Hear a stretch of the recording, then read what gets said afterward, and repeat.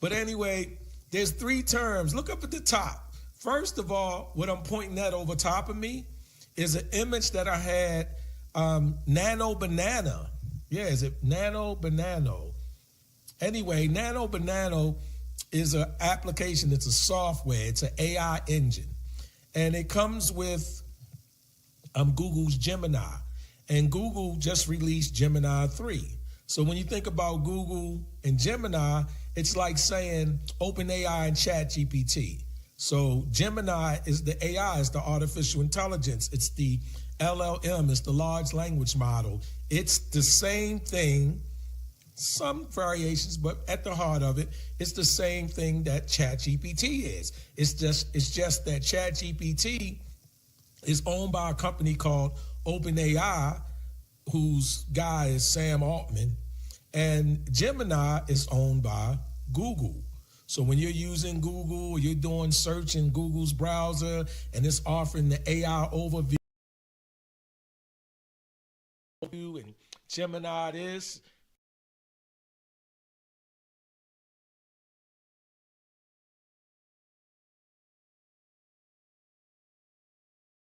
That's Gemini. It's like ChatGPT. If you're using something called Anthropic, whose CEO I think is Dario Amodi or Amade, because I think it's French or something, they have a product called Claude. Yeah, Claude, Claude. And they're synonymous in that way. They're large language models. The large language models have been trained on data sets. They all use some variations of vector embeddings, vector databases, neural networks, and the like, deep learning, machine learning, so and so and such, right? So the technologies is pretty much the same, but maybe the hardware slightly different, maybe the resources slightly different, maybe the talent behind it. There's some variation there, but pretty much that's it. So when you talk about the usual suspects of large language models, of artificial intelligence, the thing that you can prompt and go back and forth with, the thing that you can create an agent out of, like agentic AI, and have it actually complete tasks for you and do work for you. Because agentic AI or AI agents, you develop and you compose and you configure those to actually reach a goal. Whereas though when we're sitting there and we're just prompting, putting in questions, doing one and dones and one and offs with ChatGPT or Gemini or Claude, we're not really doing anything. We're not empowering it. We're not giving it agency. It's not really completing a goal.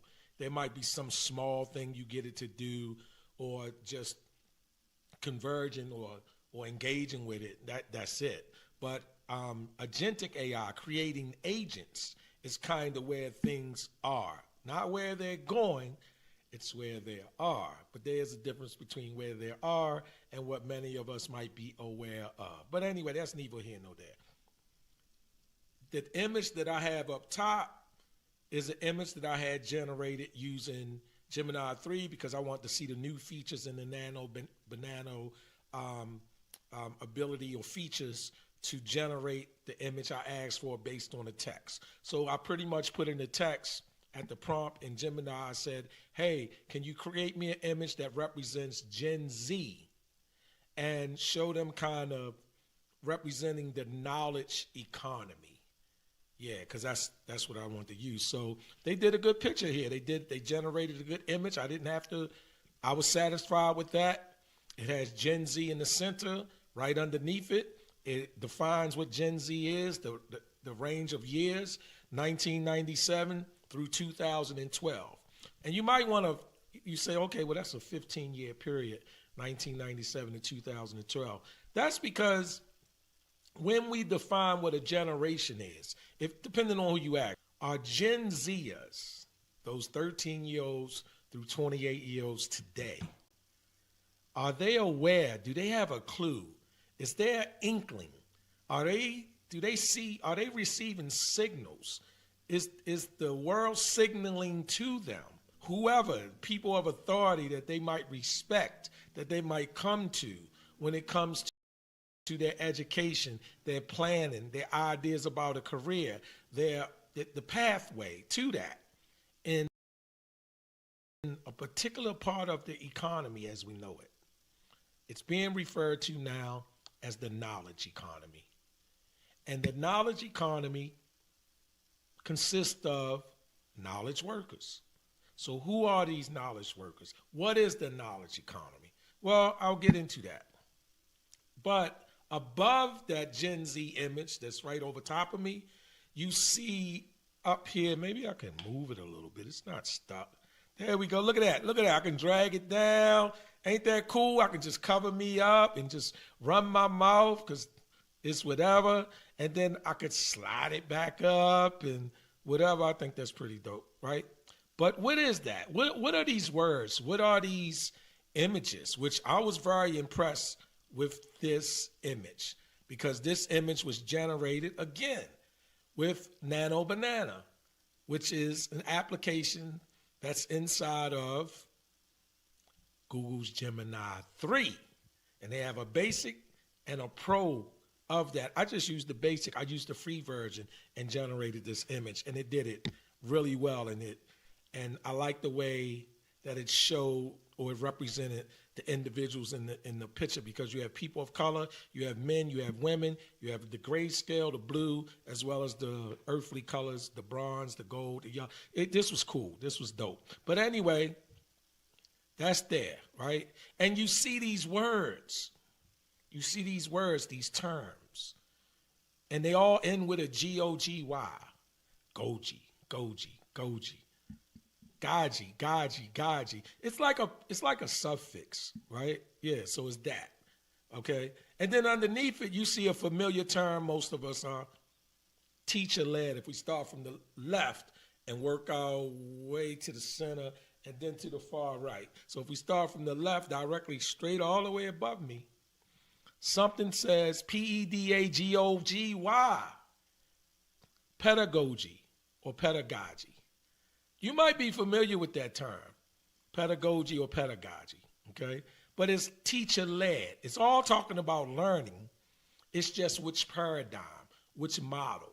So pedagogy is kind of referencing instructor or teacher-led process of how one learns. Now, when you say one, you might say who, and why is it called pedagogy? Because if you look at PEDA, that's actually a prefix. That's what it is. It's a prefix. And typically you see it as pediatrician, in this case, pedagogy, pedal, different things like, it means child. Okay, that prefix PEDA is like a Greek origin and it means child, adolescent, children. So when they talk about pedagogy, or pedagogy, depending on how you pronounce it, where you at, it's up to you. That type of learning, that model, that paradigm is a teacher or instructor-led learning. I think that we could say for the most part, that's what students have.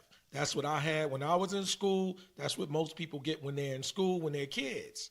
They get an instructor or teacher-led learning. That means that the teacher is deciding what material we're going to learn by, the books, the labs, how fast or slow, how often. They're going to assign the home assignments, everything. The teacher is in charge of the entire learning process. That's it. Pedagogy. In the middle, it says andragogy. I like saying that. I like saying andragogy. The reason why I like saying andragogy is because it reminds me of the movie or the series Game of Thrones, when the little cute, fine-ass blonde woman, she was married, wound up marrying, the dragon girl with the long blonde hair, that little fine month. She wound up marrying or having kids or whatever she was doing, dragons, whatever she was doing, with the guy from the tribe of Androgynous or something like that. So when I see this term, I think of the Game of Thrones, and I put emphasis on the D-R-A, andragogy, right? But anyway, what it means is adult learning. Again, G-O-G-Y at the end, kind of fake root word, real suffix like, really is agogy or agogy if we go back into the Greek origin of it. But don't worry about that. And it's adult learning. Why? Because the ANDRA represents a mature person, a grown person, a man, an adult. So when you see the term androgogy, as I like to say, you can say andragogy. It's up to you. That sounds more biological. It sounds like, I don't know, biology term, but androgogy is more emphasis on it for me. But that's adult learning, okay? So in adult learning, that means that it's the way that an adult might learn, which is not going to be strictly teacher or instructor led. And the control that the teacher or instructors typically have for kids or children learning under that model or paradigm of pedagogy or the pedagogical style is like full control. We're making all the decisions, right? That's what that's about. Whereas though andragogy, that particular process of learning is kind of the middle ground. It's the way that someone grown might learn. So this is where, like someone like myself, this is kind of a sign of me as an adult learning. Now, it's not really me, but that's where I would jump in with how I've been learning since I was a shorty out of school, because I did not have the benefit, or I didn't stay long enough to take advantage of that pedagogy or pedagogy style of learning from the teachers, from the instructors, where everything was their control, because I wasn't staying for that. That was stupid to me. It's still not correct to me. Anyway, so now we can move over to the far right, the orange thing, which is hudagogy. That's what it is. It's hudagogy. Yeah, you can pronounce it differently depending on how many times you done said it, depending on what region of the world you in. But for me, if I'm reading it, I read it and I'm pronouncing it hudagogy. And hudagogy is more self-determined. Like, that's more wholly me in terms of the style, the paradigm, the way I learn. Because I've always considered myself, once I was aware, as a autodidact, AUTODIDACT. And the autodidact is a self-learned, self-determined person in that process. And a person that's, I guess I could say now that I am hutagogist. That person, like a biologist, is that person, right? So I could say that I'm a hutagogist, because under the paradigm or the learning model of hutagogy, it's self-determined. I pick my pace. I determine what the material is going to be. I determine how often. I decide when I'm going to read, if it's all night or none at all. I decide the number of hours. I'm not going to use a curriculum. I'm not going to bow down to the one instructor and the one book and the labs that they select, because that never made sense to me.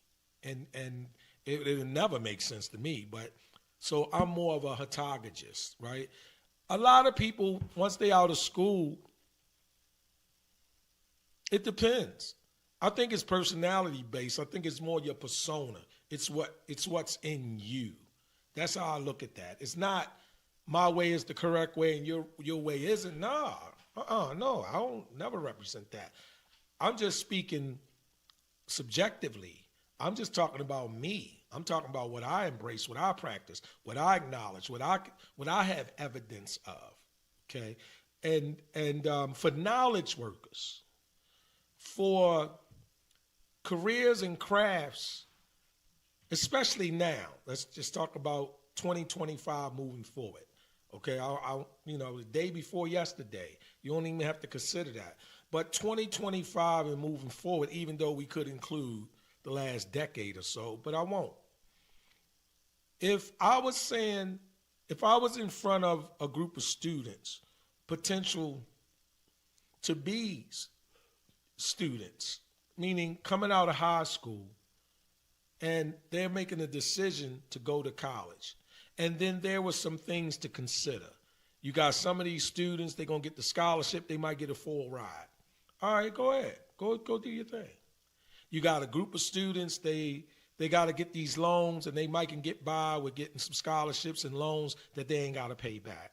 All right, go ahead, do your thing. You have the luxury of going to college. You kind of have that luxury, even though it might not be like what I would recommend first. But then you got this other group that's just going to go in debt for tens and twenties and forties and $50,000 so that they can have that experience. That's where I would say, well, what are you going for? What is going to be your major? What is your pursuit? And we know they're young, so they can't make their mind up. So they have an idea, or they'll have something called the choice, and that choice might change from 4 to 6 times before whatever in the next 4 to 6 years. Fine. But if the student or the individual was saying to me, I want to pursue something, let's say in IT, information technology. Let's say in some type of data science, some type of field that was going to require them to use certain enterprise level softwares or applications, understand how back end things work maybe, or not, front end, back end, but definitely automation, okay? Computer systems, analytics, all of this stuff. I would say to that person, go to a community college and get your gen eds.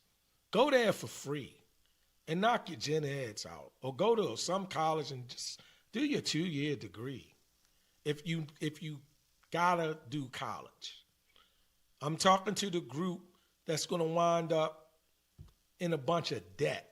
Not the ones that's going to get a free ride and their mother and father paid into some tuition investment fund through the state school system. No, I'm talking, you know who you are.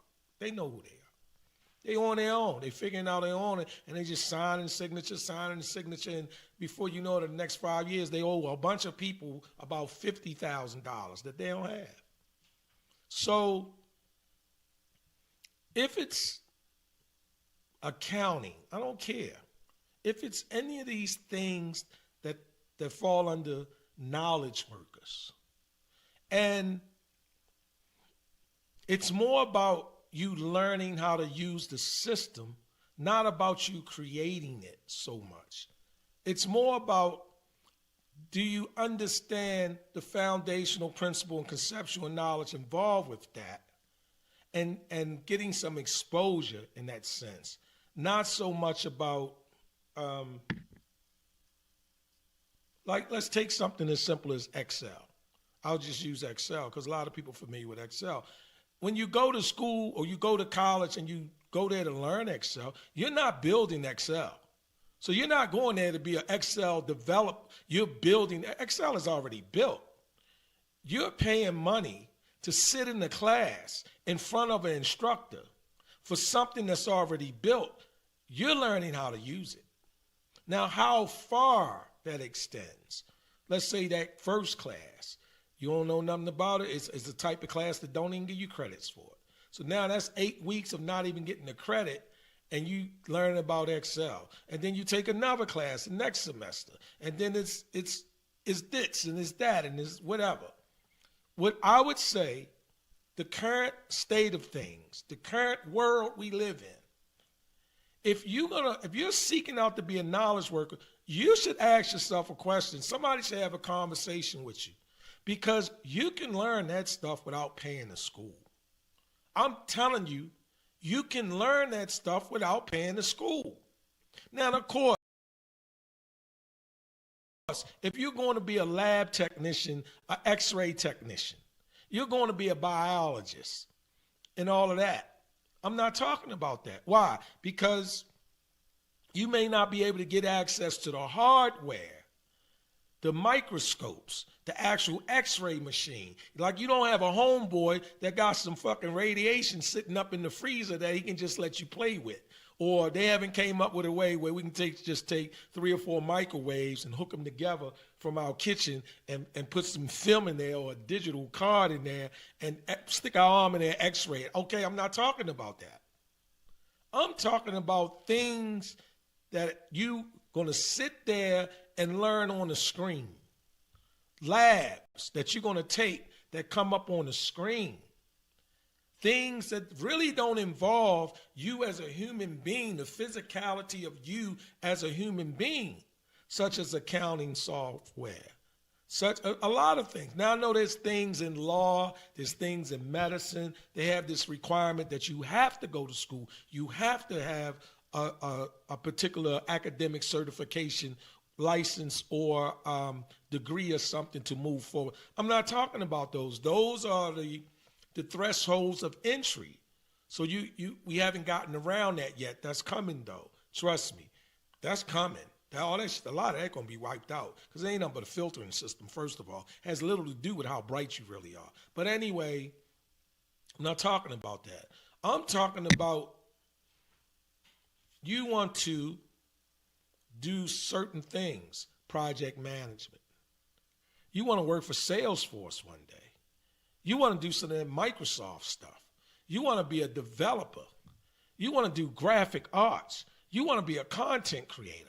You want to be, it's several things that you're not using your hands and your feet. Well, you might use your hands on the keyboard, but you're not using your feet and your knees and your back to learn it when you go to these colleges.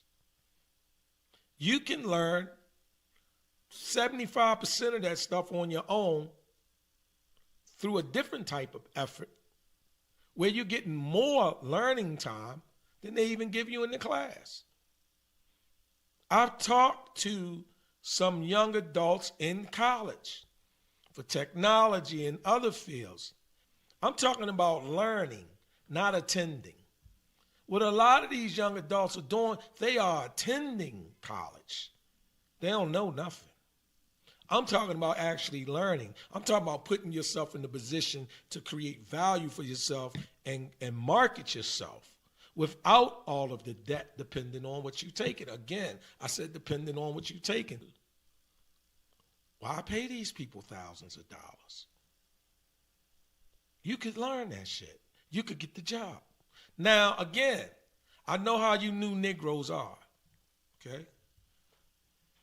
You know, Talk had a troubled childhood, a troubled adulthood. He didn't finish school. He not white. He not tall enough. He ain't even handsome. Okay, fine. And he broke. Okay, fine. I got this white man sitting over there. See that white man sitting in the white chair? The white guy, Elon Musk. You love him.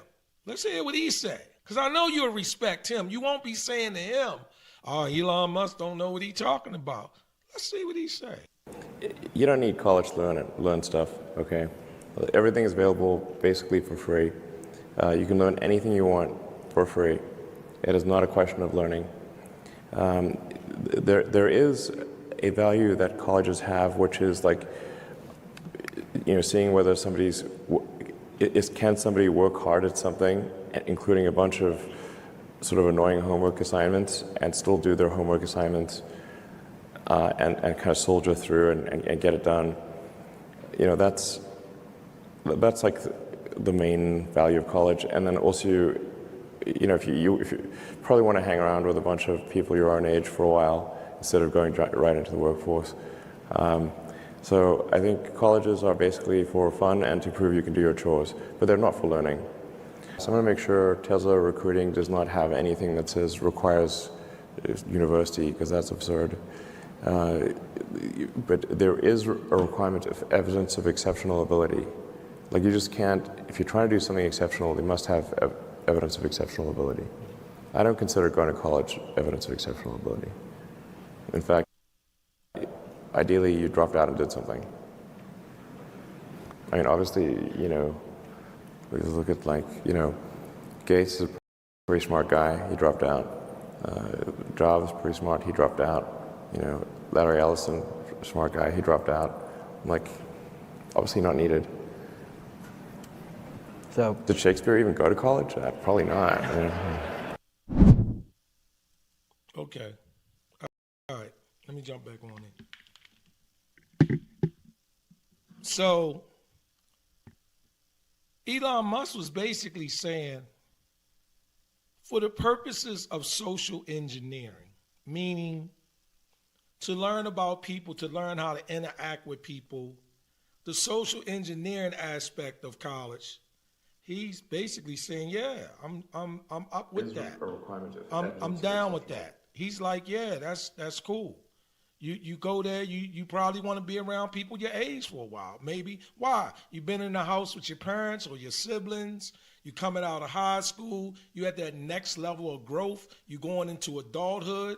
So for all of those purposes, social engineering, establishing yourself as a presence, different things like that. That's why he's saying, yeah, that's cool. I would agree with that. You know, I think that's wonderful. That's the value. But like I said earlier, if we're talking about learning, depending on what you're doing, and it's a lot of it. It's not one of these two or three things. It's a whole gang of it. You're not going to get that shit at college. Now, the thing that Elon Musk speaks about is, what did he say? With his company, he has something called a chancellor of hiring, a chancellor of employment or something like that. In other words, it's a fancy way for one of the most richest people in the world to say our HR department. That's essentially what he's saying. He's saying in our HR department, the chancellor of hiring, they don't require a college degree. It's not required. Why? Because if you are as intelligent as you are, if you are as bright and as smart as you're going to represent, there's some evidence of it. That's what Elon Musk is saying, which is absolutely true. There's some evidence of it. It's not your resume. It's not the school you graduated from. There's some evidence. It's like a relationship, whether it's a man dating a woman or a woman dating a man, okay? I can only speak about men dating women and women dating men. I can't speak about the psychology of women dating women and men dating men because I don't have any experience in that. So I can't speak on that. But in terms of women dating men or men dating women, it's like that. No matter how smooth you sound, no matter what the gift the gab is, there's some evidence of who you say you are. So if you meet a woman or she meets you, you know, I work hard every week, baby. Oh, you work hard every week? Yeah, baby, I work hard every week, you know. I'm not afraid of flights, and the job I have, I'm always 100 feet in the air or 50 feet in the air or more, and you know, I'm handling tool sets and different things like that. He can say that all day. He can say that. I'm carrying I-beams and moving pallets of bricks and all that. Now, when she go to shake his hand shouldn't feel like mine. Now, I know they got some stuff out there, but his hand shouldn't feel like mine. My hands are soft. They've been soft all my life because there's no evidence of me working on construction sites, holding I-beams, moving bricks, pallets of brick, okay?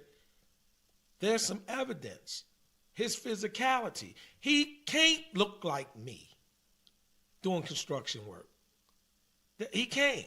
There's no physical evidence of me doing construction work. I don't look like I've been doing construction work because I ain't. It's just as simple as that. So when Elon Musk says, you know, no, you don't need a college degree, that's absurd. He's doing the hiring, or his chancellor of hiring. It's absurd. It doesn't make any sense. Why? The majority of the people coming out of college, depending on the field, because I know how slow your fucking brain is, so I'll say it again. Depending on the field, you can see real quick if they know something. You can see it real quick. Anybody that know about college know you don't get that much time doing what you say you went there for. The standouts are the people that put in the more time than what's required by the curriculum, than what's required by the university, than what's required to receive those credits. They the standouts. The ones that leave early and get a job somewhere and be making six figures or close to it or on their way to it in their trajectory, they're the ones that's on what they say they on. The ones that's like mediocre, don't remember none of it, didn't really learn any of it, they the ones, they read what they have to, they turn into assignments, they do exactly what the syllabus says, what the curriculum is. They took a major, they have no passion or interest beyond what's required. So they come out at a level of mediocrity. Their competition is mediocrity. They're competing against other people who did just enough. That's what the majority of them do. And then they get hired. It used to be that way. That's changed. That's the seismic shift that I'm asking or posing to the Gen Zers, that group that was born between 2017 and 2012, that 15-year period, whose age currently is between the ages of 13 years old and 28 years old. Do they understand what they're facing?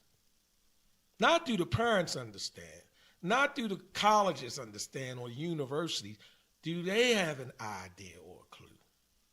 Because depending on, like I said, depending on the field you're going in, more specifically though, the knowledge workers, if you go into those fields and you can't represent that you about that, like you know something, like you have evidence of how nice you is, even coming out of college, it's going to be one.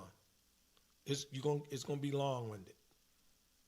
Those jobs, those opportunities, they're quickly dissipating. They're going away for two reasons. The Gen Zers are caught in between a shrinking economy, especially with knowledge economy, and AI. So it ain't all AI. It's not like AI is just munching away, eating edibles, good weed, and it's just eating away all the opportunities and jobs and just doing all of the roles of people. Nah, that's not happening as fast as many might think or say. But where that falls short, that momentum, that inertia of AI eating away at the knowledge economy, quelling and quashing all of those opportunities that used to be at the gate of groups of students and new graduates coming out of college for particular fields, is being complemented or supplemented, that shortage, with the shrinking economy. The fall back and pull back on the hiring in those companies, those CEOs and all of that stuff. That's where it is. And then, you know, it's almost like a trifecta effect, right? It's you got a shrinking economy, so all these jobs are not there for all these bright-ass kids and young adults that are the Gen Zers coming out of college now, all right? In fact, the unemployment rate for new college graduates between the age, let's just say this, okay? The job and labor report that came out last week, people in the age range of 16 to 24. I'm not talking about illegal migrants, illegal aliens. I'm talking about citizens, people that's accounted for. Between 16 and 24, that age range. Their unemployment rate in this country right now is over 10%. 10% of the 16 to 24-year-olds, they're not working. That's how high their unemployment rate is. It's over 10%. The unemployment rate for the country is a little more than 4%. But that age range, that right there, them Gen Zers, those jobs not readily available no more. Because you have a shrinking economy and you have artificial intelligence, AI. You have the agentic AI. You have all of this innovation streamlining, processing, models, all of this stuff. And it's coming like this. It's squeezing them. So what are they going to do? How can they prepare for that? How do they decide to, what the path is going to be? What am I going to seek out? What is my academic path going to be? What career path am I going to take? What am I going to go to school for? What are the ones in high school coming out, going to college? What are they being presented with? What are the ideas, different things like that? Here's the thing. You can still come into those fields, even now, because it's not wiped out yet. There's a lot of opportunity. It's just that you have to be different. You have to separate yourself, or they have to separate themselves from where they are, from the mediocre. They have to. And if they don't, it's going to show.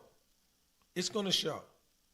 How many hours, if you're taking computer science, you're taking accounting, you're taking whatever, okay, and I'm talking about knowledge workers where it doesn't require a crane to use. We know you can't go use a crane on weekends.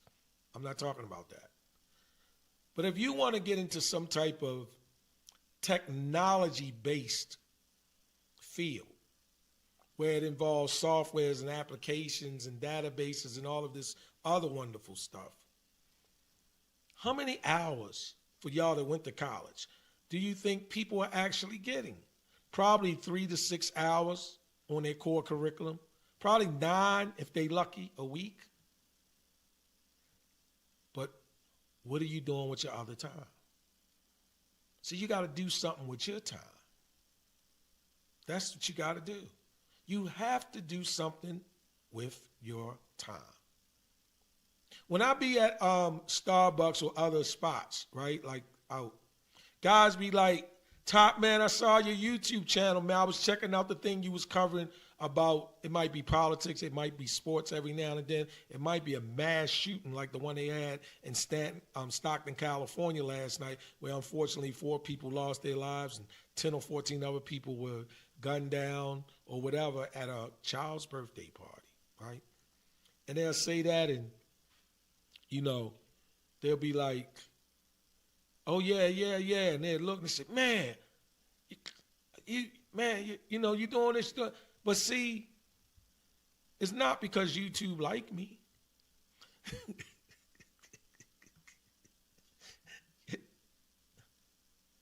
And then they'll have a YouTube channel. Man, how can I get it up like that? And I say, well, how often do you post? Do you go live? Do you create content? Man, I don't be having time for that, man. But how can I get it like that? That's the insanity right there. That right there. They think somebody gave it to me. They don't want to do the work, and they wonder how can they get it like that. It's the same way with a lot of these college students, these young adults in college. Dumb as fucking paint. Don't know shit after 4 years. That group don't have a clue. But that ain't even the issue. You gotta think. They have to think. Somebody has to say to them, look, you're not even in school all week. You should be doubling up on the amount of time on your core curriculum. You should be learning the enterprise level softwares that's available. Don't wait for the school to just drag you out through it. Yeah, go through it because you want to get the degree. But if you know you want to do accounting, why aren't you familiar with enterprise level accounting software? Why aren't you doing that? Why are you in school? Why are you not doing labs on your own, using the portals that belong to these companies? Why aren't you on OpenAI's Academy, learning the different assets and feature sets and elements and all types of functions of those layers of AI? Why aren't you on Kubernetes with IBM? Why aren't you? Why aren't you using Oracle's portal? Why don't you? Why aren't you using legal law such and such or mental health so and so? Why aren't you? See, that don't require the school. That's all I'm talking about. That part. Not Talk don't know what he talking about. That's fine. That's fine. But I know what it is to learn, though. See, I know what it is to learn. That I do. I know how to learn without the conventional way. I know what learning is. I know how to commit to study. I know that part. I understand some key concepts in epistemology. I do. I mean, yeah, that part. That's why without me telling you, informing you, or you knowing me that I ain't finished school, that's why you know it. In any circle I go in, nobody would think that. In Chicago, they think I'm joking when I say that shit. They think I'm joking. When I can sit there and talk to them about the different layers of large language models, what's involved, name the CEOs, name the different classes and levels and structures, name the topology, get into the meat of it. And then I say, nah, man. They say, well, you went to university. Did you go over there? Nah, man. Because I'm not talking about school. I'm talking about learning. I'm talking about the current pedagogy, andragogy,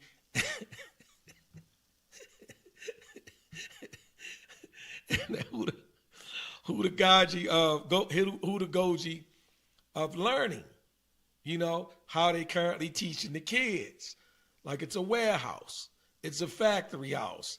It's an assembly line teacher. One size fit all learning style. You know, and the androgyny of it when they do that. Yeah, that part. These Gen Zers, the 13-year-old through the 28, that 15-year span. There's things you can do, there's things you can't. You know, I mean, if we think about philosophical schools of thoughts, there's the Stoics, S-T-O-I-C. One of the principles of a Stoic is focus on what you can influence, what you can change, action you can take. Spend your energy on that. You can't change what you can't change. But what can you do to breathe life into those degrees? What can you do to put yourself in a position of value that when you graduate, you're just not just like a whole bunch of other people to just graduate? My name is Tolly McMillan. I'm a sophomore political science student from the great Commonwealth of Virginia, next governor. But my question to you, I want to thank you for coming here. My question for you, do you think a bachelor's degree with your experience with college and everything, do you think a bachelor's degree is a necessary key to attaining success?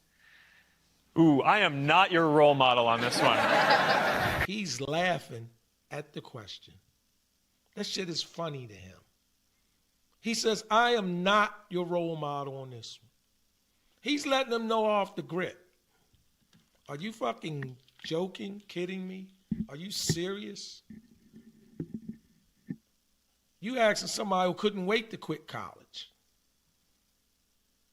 See, it's not that the degree is bad in and of itself. There's nothing nefarious about it. Nothing at all. It's just that depending on what you're going for, that's why I say it depends on your pursuit, the career path, that academia, depending on what you're going after. That college shit is a fucking waste. It's a drain. It's a drain. It don't take nobody 4 years to learn that bullshit, depending on the path you after. It just don't. Nobody. I don't care what you think. When it comes to anything involving the technology field, you don't have to do that. Don't run yourself in debt. Don't take all those loans if they're not free. If you don't have a free ride where they paying for everything, don't do it. If you don't have the cushiness of your parents being able to pay for it for you, don't do it. Because your own time, you will know. I'm talking about knowledge, not attend classes and pass exams. There's a difference. All right, I'm going to wrap this part up here. Mark Zuckerberg. Oh, let me finish. Let me let Mark Zuckerberg finish telling them.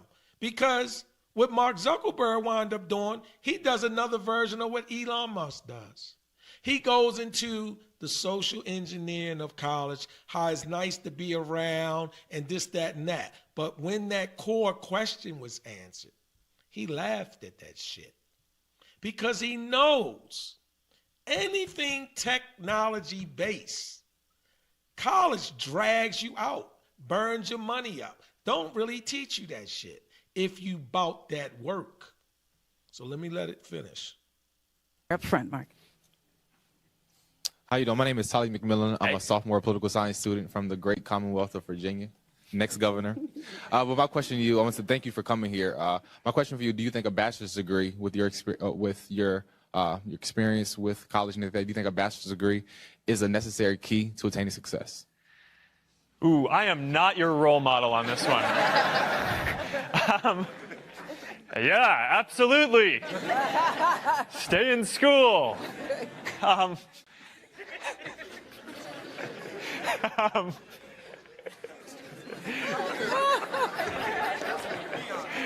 Look.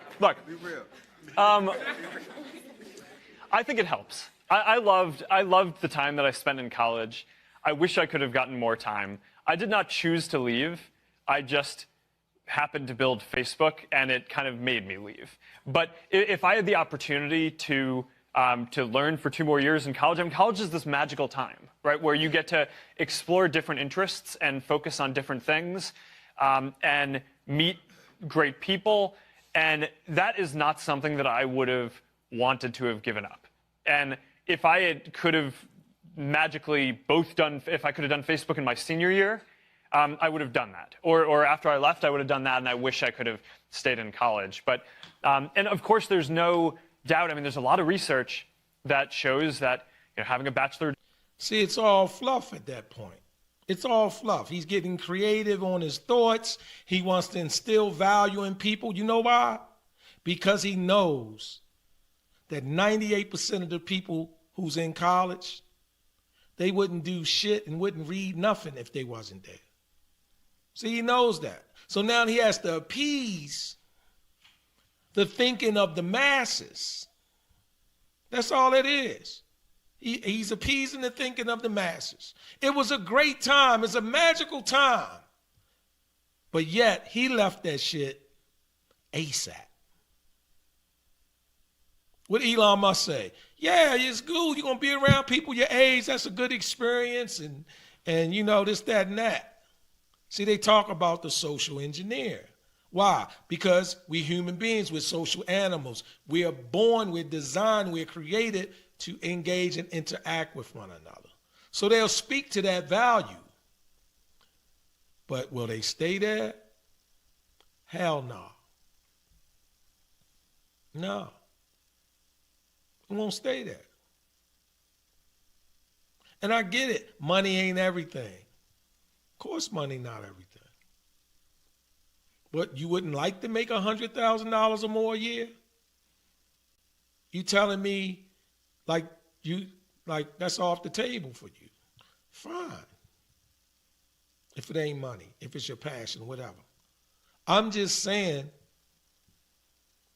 the current model, the current paradigm, the way it currently is, and what's coming and what's here, these group of kids and young adults, these Gen Zers, they have to have some antenna. Somebody has to flip it up for them. If I was talking to criminals, if I was in a juvenile institution, if I was in a penitentiary, if I was in a jail where I'm talking to a group of guys and most of them will be out, released in the next 10 years. I'm talking to a group of juveniles, maybe in a juvenile facility, and in the next 3 years, they'll be home. They'll be back out on the street because they hadn't done anything where they're going to just stay there forever. And I'm talking to a group of criminals in prison where most of them will be home in the next 7 to 10 years because they don't have life and their life is not gone to the point where they're not going to hit free society again. You know what I would be telling them? I would be telling them the same thing. Now, of course, the context would be different. Contextually, semantically, colloquially, it will be some difference there. It still will fall under the pedagogy, the androgyny, and the heutagogy of learning models, where you get your instruction from, self-determination, what you're going to do. Because I would be telling them, wearing a hoodie and going into the spot, talking about can't nobody see your face, that's over with. That's over with. Wiping your fingerprints, they won't know it's you, that's over with. Fingerprints is a thing of the past almost. When the last time you heard somebody got convicted on fingerprints? You got to watch an old movie for that. That's over with. All that shit about, I'm going to get so-and-so to do it and ain't nobody going to know, that's over with. You got to understand digital prints. Your digital print is going to get you more than your fingerprint now. Well, ain't no witnesses. They don't need no witnesses. You your own witnesses. What you mean, Talk, I'm my own witness when I go commit the crime? Because your Facebook post is going to testify against you. How is it going to testify against me? I didn't post nothing after I robbed that bank. No, you didn't. You posted something 8 months ago on your Facebook page wearing that same fucking outfit before you even thought about robbing the bank. That's you testifying against you. You posted something on IG or you was in a video on TikTok with your boys in them holding that same gun that they showing waving in the bank. That's you testifying against you. Your phone hit the towers and then your phone went quiet and there was no activity in that area where it happened at. Well, what that mean, Todd? That's when you was with your boy and y'all committed the crime together. See? That thinking about they don't have me using the phone? No. The fact that you and so-and-so was kicking it and communicating up until 10 o'clock that night. And then both of y'all phones went silent after it beaconed and off the same tower within blocks of where the motherfucking crime was committed, tells the jury through inference that's when y'all was together committing the crime. And you didn't take a phone call until 15, 20 minutes after that. And y'all didn't split up and hit different cells till a half hour later. See, that thinking is what I would be telling them. But I'm not talking to them right now.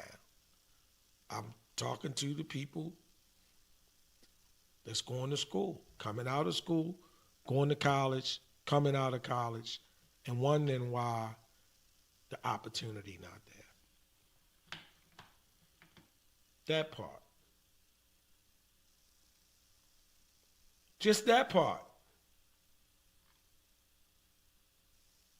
Now, where are the jobs going? That becomes the question. Where are the jobs going? How will they find the jobs, the careers? In 2024, the 4 largest tech companies in the United States leading advances in AI earned nearly $268 billion. Both Amazon and Microsoft exceeding analyst estimates on both the top line and the bottom line. But these profits have come at the cost of the dismissal of hundreds of thousands of workers who generally belong to the so-called middle class. Despite reporting better than expected quarterly results, tech giant Microsoft announced it will be laying off roughly 6,000 employees. Although advances in artificial intelligence promise gains in productivity, efficiency, and cost reduction, people who lose their jobs also lose the opportunity to move up the socioeconomic ladder. Big tech companies like Meta, Google, and Amazon have been laying off a staggering amount of workers, tens of thousands of people. The problem is that with the elimination of these jobs, the gap between the rich and the poor is growing increasingly wider. The digital revolution creates enormous wealth for those with the skills and preparation to take advantage, but it eliminates what economists call middle skill jobs. Whereas in the past, workers had bargaining power due to their essential role in production, today that power is diminished in the face of machines that operate without salaries, demands, or interruptions. So, how artificial intelligence is replacing middle-class careers? The rise of artificial intelligence has ushered in a new technological era that promises significant productivity gains, cost reductions, and transformative efficiencies across all sectors. However, behind these promises lies a growing economic concern. AI is accelerating a structural shift in the U.S. labor market that threatens the stability and very existence of the middle class. Historically, the middle class has been the backbone of the U.S. economy, sustained by a broad base of white-collar jobs in sectors such as finance, education, and law. The automation of traditional tasks performed by mid-skilled professionals is severely affecting the American middle class. Computer software and industrial machines now fill roles from clerical tasks to routine manufacturing that once produced middle-class incomes for workers without college degrees. At the same time, wealth is increasingly concentrated in a small elite that owns AI companies. Although much of the public attention has focused on how automation threatens blue-collar manufacturing jobs, a quieter revolution is unfolding in white-collar sectors. In fields that were traditionally considered immune to automation, such as law, journalism, and finance, AI is already displacing workers. For example, AI tools are being used by law firms to draft legal documents, by newsrooms to generate content, and by corporations to replace customer service agents. A 2024 McKinsey report estimated that between 15 and 30% of working hours in white-collar jobs could be automated by 2030. But what is most concerning is the impact on careers that have traditionally defined the American middle class. Artificial intelligence is advancing at breakneck speed, and the CEO of an AI firm just warned businesses and politicians that they shouldn't sugarcoat the impact that this is going to have on the workforce. Being a teacher, accountant, copywriter, or financial analyst used to be seen as a stable path to a life of decent income, benefits, and social mobility. Today, many of those occupations are under threat from AI systems that perform tasks faster, at lower cost, and often with fewer errors. Accounting, for instance, is being transformed by platforms that use AI to process and audit financial data, reducing the need for human accounting staff. In journalism, media companies like the Associated Press have adopted automatic article generation for financial and sports coverage. In education, platforms like Khan Academy and AI-powered tutoring services are beginning to replace part of the teacher's role, especially in individualized tutoring. Even in programming, tools like GitHub Copilot are drastically reducing the need for junior developers by automatically generating blocks of code. Moreover, these tools are replacing traditional occupations at an unprecedented speed. What was once a clearly defined career path, progressing from roles like accounting assistant to senior accountant or from junior reporter to editor, is now disappearing. AI not only automates specific tasks, but also redraws the full scope of certain jobs. Let's talk about how AI is transforming the legal industry. Many of these tools are so powerful that big law firms are actually restructuring their workflows just to integrate them. In the legal industry, assistants and paralegals are being replaced by platforms that not only draft contracts, but also perform case law analysis. In finance, analysts are being replaced by algorithms capable of scanning and evaluating market trends in real time. In design, new generative tools allow anyone to create professional quality images without prior training, drastically reducing demand for skilled graphic designers. This replacement of entire job functions is causing traditional middle-class careers to lose their structural value. It is no longer about learning a discipline and practicing it for decades, but about constantly adapting to a market in which technical knowledge can become obsolete within months. As a result, the stability offered by these professions, predictable income, health insurance, the ability to buy a house and educate one's children, is crumbling. Artificial intelligence is set to reshape our workplaces. What does this mean for my job? Am I going to have a job? Will my children have jobs? Companies are itching to incorporate AI into their systems.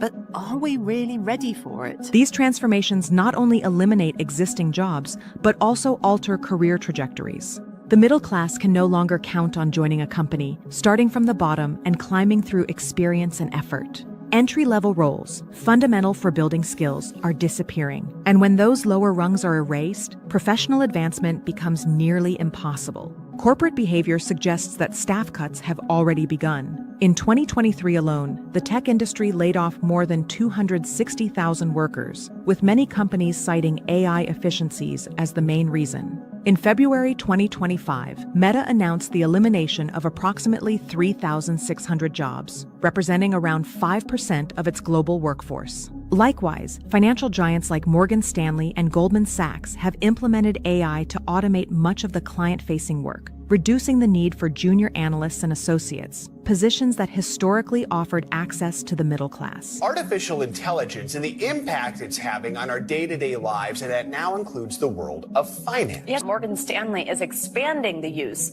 of OpenAI-powered tools in its investment banking and trading division. As traditional middle-class jobs disappear, wealth becomes concentrated in the hands of those who control AI technologies. The major tech companies are in a On May 16th, 2025, I woke up and was ready to get into my graduation gown for the day of celebration of Villanova's graduation ceremony. My family and friends came from pretty much across the country to see me walk across the stage and receive my diploma. Michael, Sean, Matthias. Yeah, Michael! I was really on top of the world, super excited to finally have the diploma that shows my hard work over those 4 years. I was super excited to apply those skills to the job market, to an employer, and finally be an independent adult. Flash forward a couple months into the job search, it's been a little demoralizing. The job market has been very tough, especially for the new grads. I have been on my job search since November 2024. I've been applying anywhere and everywhere, and it has been a little difficult to even get to the initial interviews that I want to get to. The job market is kind of trash right now. I mean, it's really difficult. It's really difficult for people who have many years of experience, so it's going to be difficult for college kids. The rise of youth unemployment is worrisome. For the individual worker, we can see that graduating in a recession leaves long-lasting scars for decades after. These workers are a vital part of the labor market, and if they're having a hard time, that means that the economy could have a hard time. For the broader economy, these youth workers might be early indicators that the overall economy is slowing down or maybe even heading towards a recession. For the first time in modern history, a bachelor degree is no longer a reliable path to professional employment.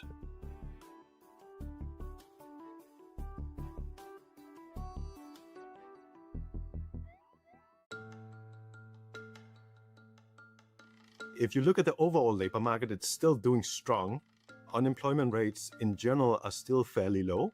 But then when you zoom in on the young workers, they seem to be struggling. The unemployment rate among young U.S. workers aged 16 to 24 stood at 10.4% in September. It's generally been trending upward since April 2023, when it dipped to the lowest point since the pandemic. And in particular, there's been a worrisome rise in unemployment rates among recent college graduates. Usually we think of those as being some of the safest workers in our economy, but that pattern seems to be flipping right now. I think that is because of two factors. One is the supply of workers with a bachelor's degree is increasing, but at the same time, partly because of AI, the demand for workers with a bachelor degree is not increasing anymore. So we have a glut of people with a bachelor degree. Their wage growth is growing more slowly, and with AI continuing to automate more and more jobs, I expect that the trend to continue. Artificial intelligence has allowed some corporate giants to hire fewer workers, and some have even begun shrinking their workforces as they integrate more automation. Goldman Sachs says it could displace 6 to 7% of the US workforce over the next decade. Young workers are feeling AI's impact the most. A Stanford study finds that since 2022, unemployment for 22 to 25-year-olds in highly AI-exposed jobs has dropped 13%, while older workers and those in less exposed roles remain steady or growing. I think AI and machine learning is absolutely taking entry-level careers from new graduates like myself. From a business standpoint, it makes a lot of sense. You get something that can produce results a lot quicker. I really can't blame employers for making those steps, in my mind, the right direction to save money, cut costs. But it's a little frustrating from my standpoint because I'm looking for a full-time career somewhere to really put my skills to work. Especially for larger corporations that are trying to go through AI transformation, some of it could be tied to AI from a perspective of they're trying to let go of people in other departments so that they can invest more in AI. But at the same time, I think what's also happening is the AI systems that can write code, especially at junior level, has gotten really good. And because of that, we are already seeing, especially in tech companies, there's the need for a number of junior engineers has gotten lower. The Federal Reserve has also taken notice. You see a significant number of companies either announcing that they are not going to be doing much hiring or actually doing layoffs. Much of the time they're talking about AI and what it can do. Now that's the federal chairman right there. That's Jerome Powell, the federal chairman. That's who that is, okay? He's the guy when they talking about increasing the interest rate, lowering the interest rate, making cuts, different things like that. He's the guy that President Trump is disgusted with. He wants to just push a button and make him disappear. But that's a different subject. That's a different live. That's different. But the reality of it is, too many people, these degrees is nothing. They really ain't been much.